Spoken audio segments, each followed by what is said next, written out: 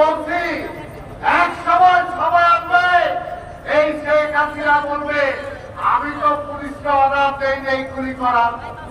এক সময় বলবে আমি তো অর্ডার দেইনি এদেরকে গ্রেফতার করার, পুলিশ করছে, পুলিশ জানে।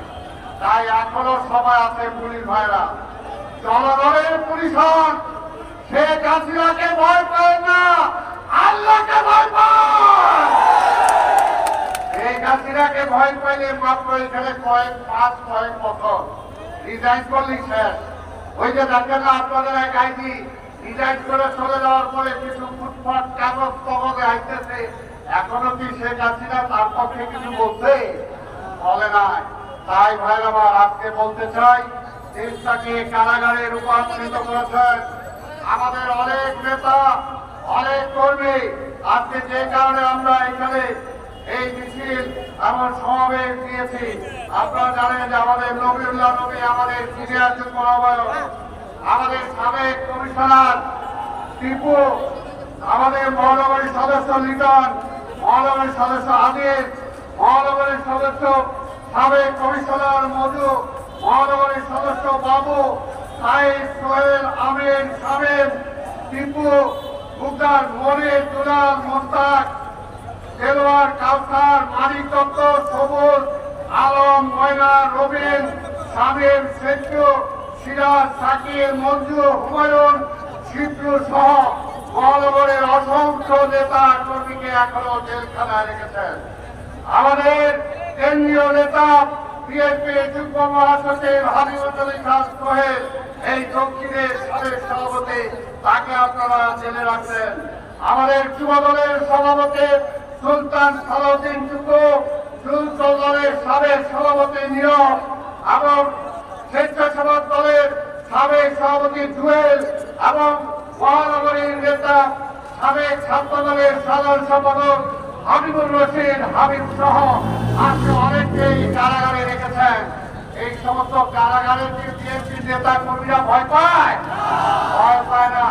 এই যে আমার মনে আছে মহানগরীর সদস্য সচিব রফিকুল আলম মঞ্জু, এক বছরের মতো তাকে কারাগারে রেখেছিলেন।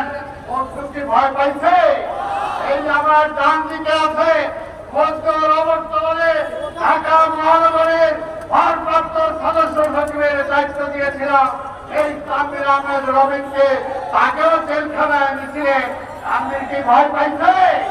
আমাদের সকল নেতা কতজনের কথা বলবো, সবাইকে জেলে দিয়েছেন। আমরা যে ভয় পাই না।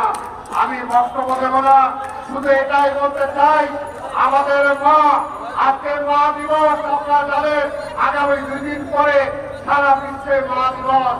আমার মাকে আজকে জেলে রেখেছেন। তার কি অপরাধ?